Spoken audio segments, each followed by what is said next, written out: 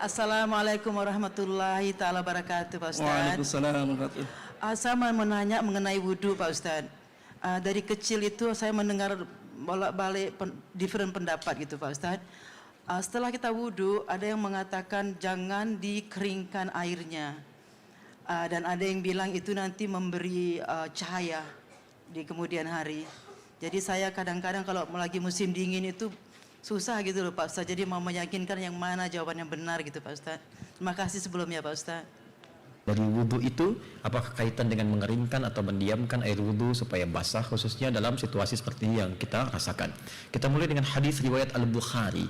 Terdapat dalam Sahih Al-Bukhari nomor hadis 136, diriwayatkan oleh sahabat Abu Hurairah radhiyallahu taala anhu. Haddatsana qala Rasulullah sallallahu alaihi wasallam, inna ummati yud'auna yaumal qiyamati ghurral muhajjalin min atharil wudu.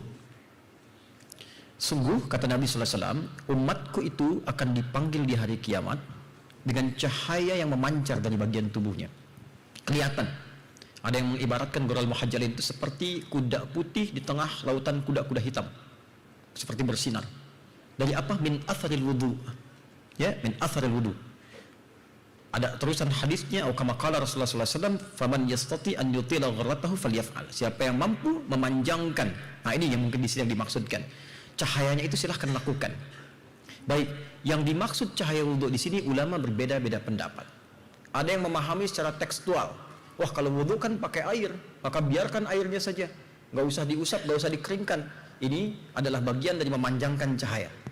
Ya, ada yang kedua memahami bahwa lebihkan sedikit supaya cahayanya makin memanjang.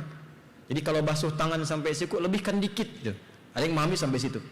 Tapi dari pemahaman itu, kami cenderung pada yang ketiga, karena ini sesuai dengan makna dasarnya. Apa yang dimaksudkan?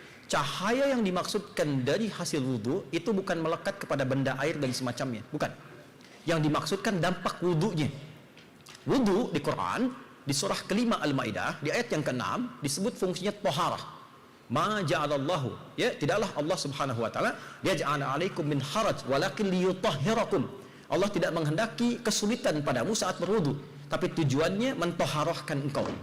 Ada taharah, ada nadhafah, itu beda. Nadhafah membersihkan luar fisik, ya. Taharah membersihkan luar dan dalam. Nah, rumusnya kata Nabi di hadis Muslim, ketika seseorang berwudu, maka bersamaan dengan jatuhnya air wudu itu, jatuh dia, maka jatuh pula kotoran-kotoran dan dosanya. Di kotoran fisiknya jatuh, dosanya hilang. Seperti tadi saya terangkan waktu siang. Maksudnya apa? Dia membasuh tangannya, dia minta ampun pada Allah dari dosa tangan yang melekat pada tangan itu. Mungkin sebelumnya dia menulis sesuatu yang tidak pantas dan seterusnya, dia bertobat. Karena itu setelah wudu dia baca doa tobat. Allahumma ja'alni minat tawwabina. Ya Allah, aku tobat. Karena itu saat tobat dia mengakui ada yang salah di tangan, dia menyesali itu, dia berjanji tidak mengulangi. Nah, wudu yang seperti itu bersih luarnya, jatuh airnya, jatuh kotorannya. Jadi tidak ada hubungan dengan dilap, dikeringkan atau tidak. Itu poinnya. Nah, bagaimana memanjangkannya? Maksudnya dampaknya setelah wudu jadi baik dia. Ketika kebaikannya memanjang, lisannya jadi baik, pandangannya jadi baik, dipertahankan sampai wafat, panjangkan itu. Ada yang mengartikan kalau batal wudu lagi, batal wudu lagi, itu yang dimaksud dipanjangkan. Jadi ketika dia berlatih kurang bagus, dia wudu lagi, batal wudu lagi, dengan tujuan menjaga kebaikan dalam dirinya. Itu yang dimaksud panjangkan cahayanya. Jadi asalnya tidak ada kaitan dengan kering atau basah. Jadi tidak usah dipaksakan, karena din itu yusrun, bukan usrun. Agama memudahkan, bukan menyulitkan. Anda bayangkan, zaman Nabi saja ada yang dimarahi oleh Nabi. Seorang sahabat kurang ilmu berfatwa. Apa fatwanya? Maaf, ada kecelakaan malam hari, ya. Normal sebetulnya bukan kecelakaan, dia berhubungan suami istri, musim dingin mau mandi susah, kedinginan. Kata sahabat, gak bisa junub mandi katanya. Ya gak bisa, dia mandi meninggal. Begitu meninggal, laporkan ke Nabi, Nabi marah. Kamu ini kalau kurang ilmu jangan berfatwa, kata Nabi.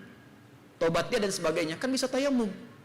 Akhirnya muncullah di situ kemudian ajaran tentang tayamum. Ya, diantaranya turun surah-surah Al-Quran seperti terusan tadi dari Quran surah kelima ayat yang ke-6.